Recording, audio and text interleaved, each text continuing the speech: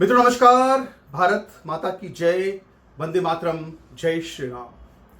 मित्रों मैं दिलीप पांडे, स्वागत है आपका मेरे YouTube चैनल में। मित्रों अलंकार अग्निहोत्री जो कि बरेली के सिटी मजिस्ट्रेट थे, उन्होंने अचानक ही इस्तीफा दे दिया। इस्तीफा देने की वजह उन्होंने ये बताई कि उत्तर प्रदेश के अंदर ठाकुरवाद चल रहा है, उधर उत्तर प्रदेश के अंदर ब्राह्मणों को दबाया जा रहा है, ब्राह्मणों को कुचला जा रहा है। उन्होंने ये कहा कि देखिए यूजीसी के नाम पर कैसे सवर्णों को दबाया जा रहा है। यानी उन्होंने पूरी तरह से एक राजनीतिक आरोप लगाए, राजनीतिक बयानबाजी की। उन्होंने इस्तीफा दे दिया, रातों रात फेमस हो गए पूरे देश के अंदर। और ना सिर्फ फेमस हुए बल्कि वो जिस तरह के एक भावुक मोड़ पर, जब देश एक बहुत ही भावुक मोड़ पर है, यूजीसी के लिए आंदोलन चल रहा है, लोग भावुकता से भरे हुए हैं, लोगों को अपनी जातिगत एक भावनाएं, जातिगत पीड़ाएं लोगों को तकलीफ दे रही हैं। ऐसे समय में उन्होंने, ऐसे मौके पर उन्होंने इस्तीफा दिया, बड़ा टाइमिंग देख करके कि बहुत सारे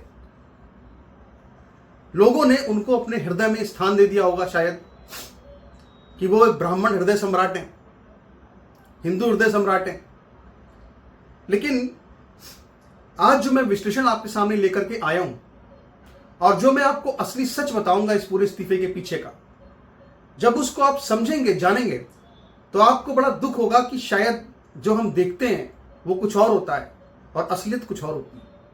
आपको समझ में आएगा कि किस तरह से ये एक तरह से पूरे यूजीसी आंदोलन के पीठ में एक छुरा घोंपने की तरह से, ये ब्राह्मणों के, हिंदुओं के पीठ में छुरा घोंपने की तरह से है। और इसमें कितना बड़ा निजी और व्यक्तिगत स्वार्थ अलंकार अग्निहोत्री का मौजूद है। जरा इस बात को अगर आप समझना चाहते हैं तो हम आपको पूरी कहानी बताएंगे विस्तार से, इसमें हुआ क्या है। लेकिन पहले यह भी जान लीजिए कि योगी आदित्यनाथ ने जो फैसला लिया, मेरे ख्याल से एकदम सही फैसला लिया। उन्होंने सीधे सीधे अलंकार अग्निहोत्री को सस्पेंड किया, उनका इस्तीफा नामंजूर किया और उनके विरुद्ध जो है पूरी जांच शुरू कर दी है। जांच शुरू होगी तो कुछ ना कुछ तो खेल समझ में आएगा ही क्या है। बहरहाल सबसे पहले समझना पड़ेगा कि आखिर ये जो अलंकार अग्निहोत्री हैं ये किस तरह के व्यक्ति हैं।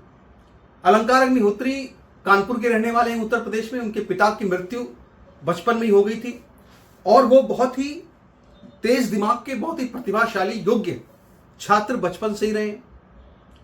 पढ़ते भी थे और साथ में नौकरी भी करते थे अपने परिवार को पालने के लिए, क्योंकि उनके पिताजी की मृत्यु हो गई थी। अब आप देखिए, समझिए जरा इस पूरे मामले को कि एक इतना योग्य व्यक्ति कि जब वो स्कूल की पढ़ाई करता है, जब वो इंटरमीडिएट में पढ़ाई करता है, तो 1998 में इंटरमीडिएट में यूपी बोर्ड में उसने, अलंकार अग्निहोत्री ने कौन सी रैंक प्राप्त की थी? 21वीं रैंक प्राप्त की थी। 2019 में जब वो पीसीएस सेलेक्ट होते हैं, यूपीपीएस, तो फिर उस समय उन्होंने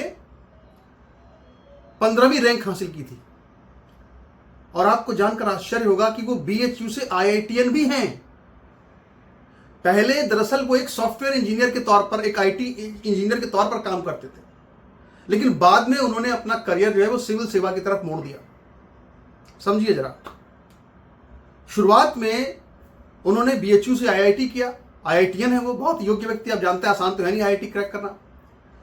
इसके बाद उन्होंने 10 साल तक लगभग आईटी इंडस्ट्री में काम किया, अच्छा पैसा उठाया, अच्छा वेतन उठाया, और इसके बाद फिर वो विदेश भी गए, अमेरिका में भी उन्होंने वहां पे काम किया। समझिए पूरा बैकग्राउंड, समझिए क्या है। इसके बाद फिर वो अपना वहां भी नौकरी छोड़ करके, और वहां पे इसके बाद उन्होंने सिविल सेवा की तैयारी की।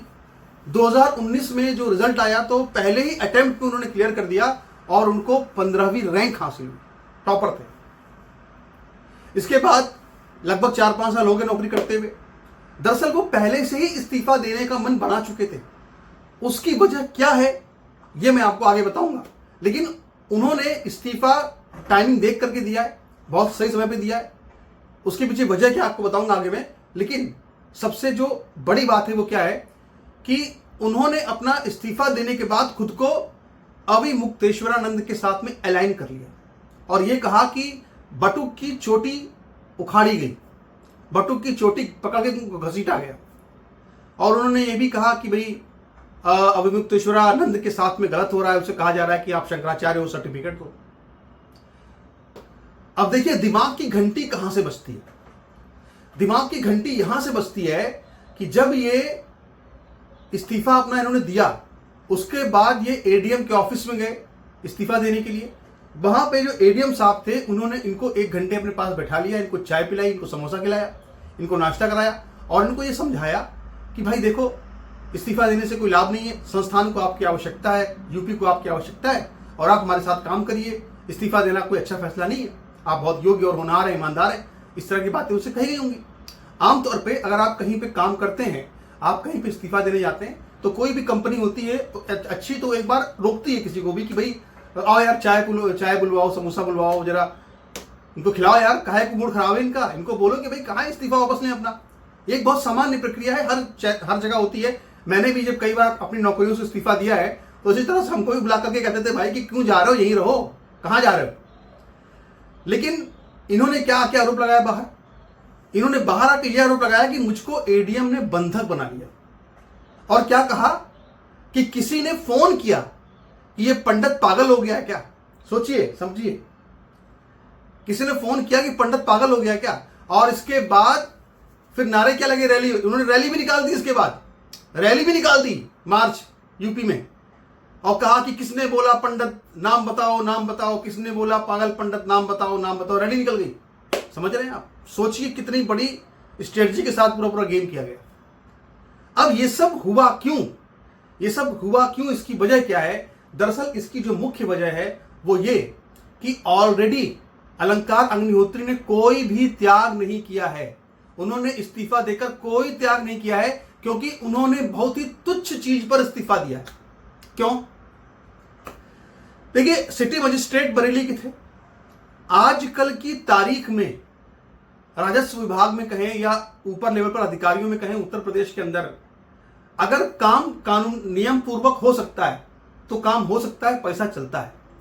लेकिन आप ये सोचिए कि कोई एकदम ही गैर सरकारी काम है, गलत काम है, वो हो जाए पैसा ले देकर, तो वो होता नहीं है।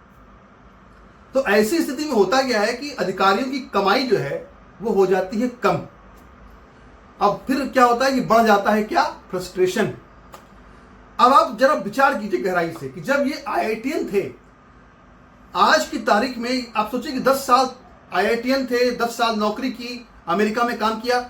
अगर कहीं पर भी जाएंगे भारत के अंदर तो इनको बहुत ही आराम से सालाना 1 करोड़ रुपए इनके बहुत आराम से इनको मिल जाएंगे। अगर ये कहीं अमेरिका में जॉब करने जाएंगे तो वहां इनको 2 करोड़ रुपए सालाना बहुत ही आराम से मिल ही जाएंगे, क्योंकि भाई आईआईटीएन ने 10 साल काम किया है, अनुभव है। समझ रहे आप।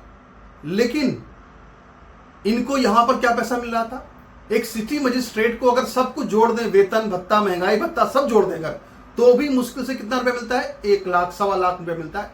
ऊपर से मान लो 2-4 लाख और आ गए महीने में, उतना तो आता भी नहीं। खैर फिर भी अधिक से अधिक चलो मान लो बहुत से बहुत कमा लेंगे। कितना कमा लेंगे साल में?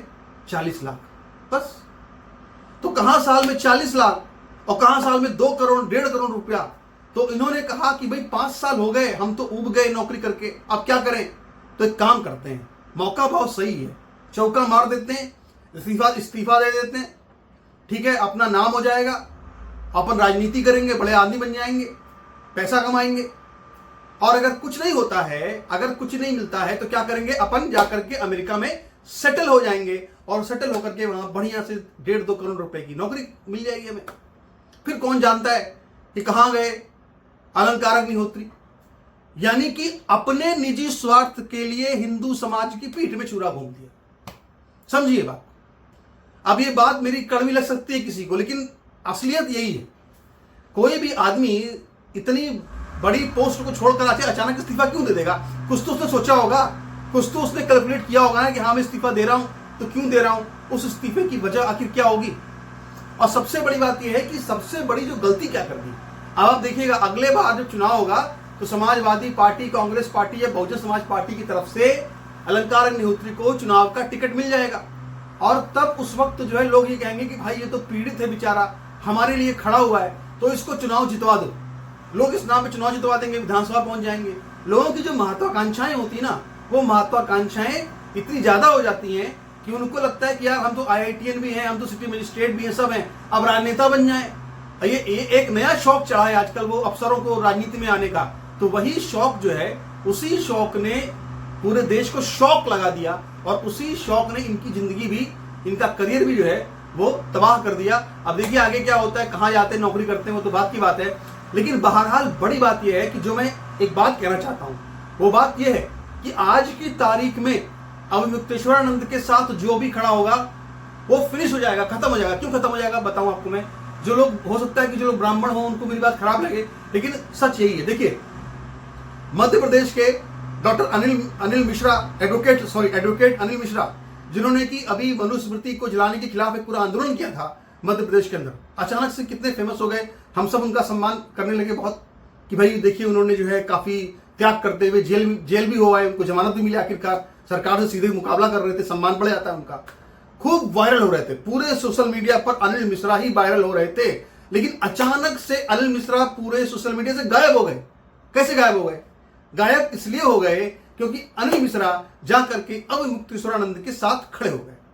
याद कीजिए, जिस दिन उनकी तस्वीर अवमुक्तेश्वरानंद के साथ में आई, उसी के अगले दिन से वो पूरे सोशल मीडिया से गायब हो गए। जैसे गधे के सिर से सींग गायब होते हैं, वैसे गायब हो गए। इसलिए मैं कह रहा हूं कि अलंकार अग्निहोत्री ने जो कुछ भी किया है, कोई लाभ नहीं होगा उनको, बल्कि उनको नुकसान होगा जीवन में अपने। वो अच्छा काम कर रहे थे, ईमानदार व्यक्ति थे, उन्हें अपना काम आगे करना चाहिए था। तब तक के लिए आपको धन्यवाद। आप इस पर टिप्पणी कीजिएगा अपनी। नमस्कार, भारत माता की जय।